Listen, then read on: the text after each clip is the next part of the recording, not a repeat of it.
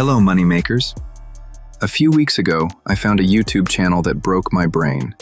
It had only 3 videos, yet it pulled in millions of total views, with 180,000 subscribers. The first 2 videos themselves earned 500,000 views each. How? Look, everyone is copying viral skeleton videos right now, but that's exactly why most of them fail. The channel completely changed the game by combining it with history. Every video has the same format. Pick a historically interesting timeline from any country, put a skeleton as the hero in the story, and present it as the skeleton is spending 1 week in that timeline. This interestingly explores the history, as if you're living in it. But it turns history into an adventure, not a lecture. And they're making the entire thing using AI. So I'll show you exactly how they did it, and how you can do the same using the free AI tools. By the end of this video, you'll have the proper blueprint to create a successful YouTube channel in this niche, ready to print money. So grab a coffee and let's dive into the process. The idea. The first thing I got wrong was thinking people watched because of the skeleton. It wasn't. It's the representation of history as an adventure. Typically, history on its own feels like a lecture, and lectures lose viewers fast. But when the skeleton wanders through the world and uncovers it one moment at a time, the same history suddenly feels like an adventure. That single change of thought is the key attraction in this niche. Now you need a historical backdrop for your topic. It could be the Inca civilization, ancient Sumer or Babylon, the Vietnam War, World War II, ancient Egypt, ancient Japan, or Latin America. You will never run out of options. But don't waste time brainstorming it yourself. Use AI instead. Go to the reference channel, copy one of their topics, and hand that topic to Claude or ChatGPT. I myself will use Claude for this, because it's actually much better compared to GPT. Then ask it to generate 20 new topic ideas using one fixed title format. What if you spent 1 week in the historical backdrop you selected? The format never changes. The exact prompt for this already lives in the prompt document I prepared. You'll get the link in the description. Just copy the ideation prompt, paste it into Claude, and hit enter. A full list of titles appears instantly. Pick one that excites you, because the title you choose is the seed the rest of the video grows from. But a great title with a weak script dies on arrival. So with a promising title, you must have a great script. The script. These videos run 10 to 15 minutes and still earn millions of views. That only happens because the writing is truly genius. Skeleton's video trend combined with history is never a guarantee, but the great script is. So you build that script from 2 separate pieces of research. The first piece is the history itself.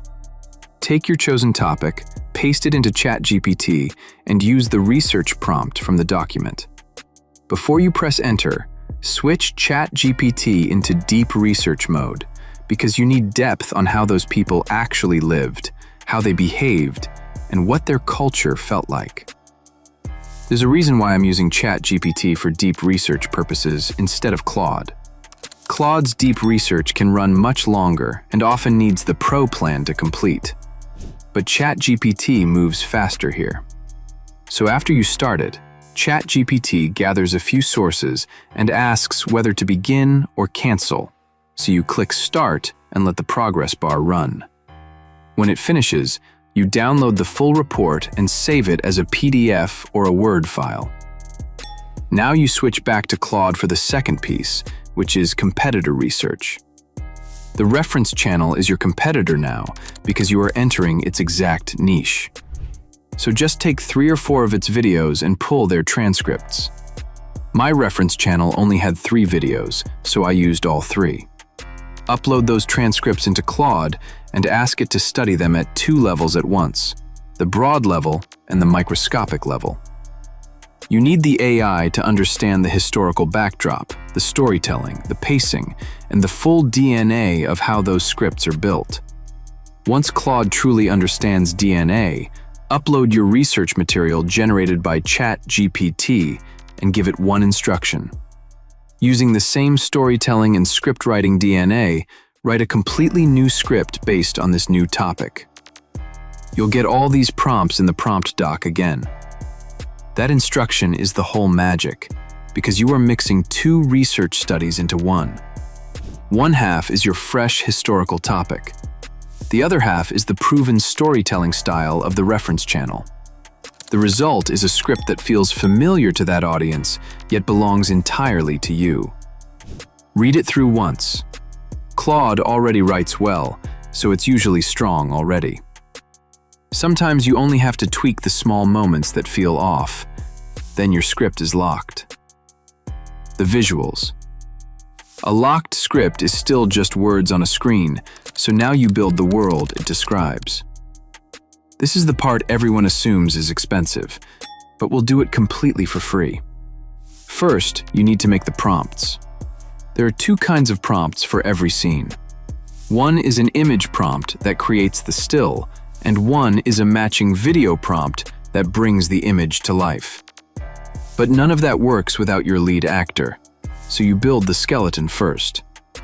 Its character prompt is already in the prompt document. It's written as a full body shot on purpose because this skeleton spends the whole video walking through places rather than posing for portraits. To write every scene prompt, just copy the master visual prompt from the prompt doc and paste it into Claude. That prompt has a slot for your script. Try not to drop the whole script in at once, because 15 minutes is around 2,500 words long, and that overwhelms the model. Instead, feed it in chunks of 500 words, or 1,000 words at the very most, so the output stays sharp. The master prompt is built to return the image prompt and the video prompt together. Now, open Google Labs Flow, which is the free tool doing the heavy lifting. Start a new project, find the prompt box, paste the skeleton prompt first, click the Agent button below, and keep it in image mode. You need to set the aspect ratio to 16:9, since that is the standard for long-form YouTube. You can spin up as many variations as you want. Choose the Nano Banana Pro model and hit Enter. A few seconds later, your skeleton image is ready. Now it will appear in every scene you'll generate. From here, the work is manual, because manual means full control over the quality. Take your first image prompt, paste it into Flow, and keep every setting the same. Then you click the plus icon and add your skeleton as a reference through Add to Prompt. Repeat this on almost every prompt because the skeleton is your hero. It should be in every scene. Plus, reusing that one reference is what keeps the character consistent throughout the video. Now hit Enter, and the result is a realistic historical scene with your skeleton standing inside it. But now, you have to turn that still into motion. Just copy the matching video prompt into Flow and switch from image to video, keeping the ratio at 16:9. For input, always choose ingredients, not frames, because frames demands a start and end frame that we are not using. Ingredients lets you combine text with a reference image. For the mode, pick VO 3.1, which comes in 3 tiers. Light model uses the fewest credits at good quality. Fast model trades a few more credits for better quality. And quality model delivers the best result while costing the most and taking the longest. The Pro plan unlocks heavy use of quality, but light and fast are enough on the free side. So use the models wisely. Next, click the plus icon, add the image you just made as the reference, and hit Enter. Moments later, your still image becomes a living scene of the skeleton exploring history. Sometimes VO adds random music or stray dialogue. Just ignore that completely. We will take care of it in the edit. Now, just repeat this same loop for every scene, image first, video second, until your whole world is built. But if you're already thinking that it's a lot and you don't have the time to do this, I've got something for you. My team runs a done-for-you program where we take the wheel for you. Niche research, channel setup, scripts, videos, thumbnails, the whole package. We're already running this for 10 to 20 channels right now, and the results speak for themselves. If you're curious whether it could work for your situation, there's a link in the description to book a free call with us. No sales pitch, no weird pressure, no over-promising. Just a real conversation to figure out if we're a good fit. The voiceover. Once your world is built, it needs a voice to tell the story. For that, open DupDub, one of the strongest AI narration tools around, and click AI voiceover, also called text-to-speech. But don't spoil the narration the way other creators do. They paste the entire script in one go. The narration comes out flat and robotic. Do the opposite and feed it in chunks of 500 words, generating one section at a time. Then choose a voice that fits the channel. Test a few voices until one clicks.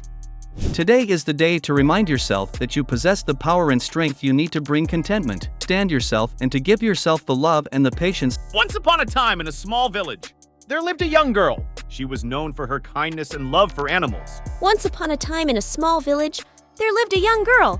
She was known for her kindness and love for animals. Once upon a time in a small village, there lived a young girl. She was known for her kindness and love for animals.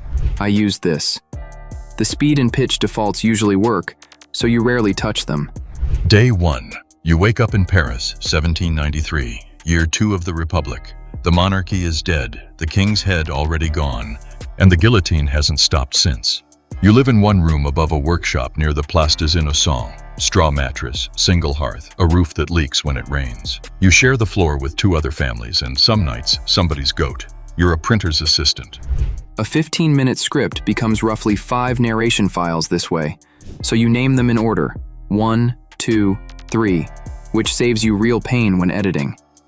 If it's done right, it stops sounding like a machine and starts sounding like an actual narrator. The edit. Now you have all the pieces, the visuals, and the voice. But scattered files are not a video yet, so you assemble them in CapCut. Import every clip along with the voiceover. Bring the voiceover in first, because it is the spine everything else syncs to. Now, 2 choices come straight from studying the reference channel. Those videos run with voiceover and no background music, so you add none either. They also use captions, so you will too. But you need to be aware of one technical part. VO tends to export clips of equal length, often 8 or 10 seconds each. But if you leave them like that, the video feels like a PowerPoint slideshow. So trim every clip to match the voiceover and the pacing of the story, letting some breathe for 8 seconds, while others flash by in 3 or 4. Move through the timeline scene by scene and adjust each one manually, because this pacing is the actual viewing experience. This is what gets you the success. But if you copy the idea without this step, you'll copy only the outlook, but you can never replicate the success. However, once the visuals match the voice, you mute every single clip. This removes both the unwanted background music and that random VO dialogue in one move. What remains is your clean DupDub narration sitting perfectly under the picture. Now all you have to do is open the Captions tab, generate AI captions, and position them like normal subtitles. You don't bother with color grading because VO 3.1 generations already look polished and cinematic. Just watch the whole thing once to feel the flow, then export at the highest quality you can, ideally 4K and at least 1080p. And the video is ready, with one final step left, the thumbnail. A finished video means nothing if nobody clicks. That click is decided almost entirely by the thumbnail. But before you make one, study the psychology that the reference channel is using. They are not posting random images. They are building a curiosity gap. Look closely.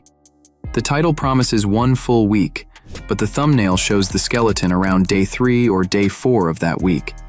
You instantly wonder what happened to the skeleton on that day and why it looks that way, because you are seeing the middle of a story instead of the start. That unanswered question is what earns the click. So don't open Google Flow to invent a new thumbnail. You already have everything you need inside the images you generated. Just take some time, scan through them, and look at the day 3, day 4, and day 5 moments. That range is the sweet spot. Always avoid day 1, day 2, and day 6. From those, you pick the single image that creates the most intrigue, the one where something strange or dangerous is happening to the skeleton. Once you find that image, go to Prompt Doc and copy the thumbnail prompt. Return to Flow in image mode with the same settings, paste the prompt, and upload your chosen image as the reference. The prompt holds a placeholder for the day number, so you swap in the matching value, 3 for day 3, 4 for day 4, and so on. Hit enter, and Flow stamps that day's text onto the image for you. Now your thumbnail is doing real work. It sells a question instead of a scene, and when someone clicks, the video eventually walks them right up to that exact moment on that exact day. Everything is ready, and your video is ready to publish. So that is the full machine, start to finish, and not one piece of it needed money or a team. But a working machine is only worth anything if you actually run it, because windows like this never stay open. Every month, more creators arrive, the competition thickens, and standing out gets harder. This niche works because it stacks 3 things people cannot resist: storytelling, exotic adventure, and historical facts. AI just dropped the barrier to building it lower than it has ever been. So here is the real question. What happens if you ignore this and come back in a year, once everyone else has crowded in? And what happens if you start today and post for the next 30 days straight? Tell me in the comments. Would you build this channel yourself? Or is there another niche you want me to take apart next? If this helped you, subscribe, and I will see you in the next one. Day 1. You wake up in Paris, 1793, year 2 of the Republic. The monarchy is dead, the king's head already gone, and the guillotine hasn't stopped since. You live in one room above a workshop near the Place des Innocents. Straw mattress, single hearth, a roof that leaks when it rains. You share the floor with 2 other families, and some nights, somebody's goat. You're a printer's assistant, not rich, not starving, just careful. You step outside. The market is already loud. Women hawking turnips and river fish off wooden carts, church bells ringing the hour. The smell of horse dung and wet cobblestone and, if you're lucky, bread. Bread is the whole conversation. An adult eats 2 to 3 pounds of it a day here, and there isn't always enough. Someone reads a notice pinned to a wall. A shipment of sugar has arrived. The crowd actually cheers. 1,000 loaves of sugar, like it's a miracle. You're a few days removed from famine and everyone knows it. You look down at your clothes, plain wool trousers, a red cap, wooden clogs. 6 months ago you might have worn lace and powder and thought nothing of it. Now that outfit could get you killed. You didn't choose fashion. Fashion chose you. Day 2. Breakfast is stale bread and chicory pretending to be coffee. You queue for your ration outside the bakery for 2 hours. Bread is fixed at 3 sous a pound now by law because the alternative was riots. Nobody complains about the price. They complain about the weight. At the workshop you print pamphlets. Yesterday it was a sermon calling Christ the first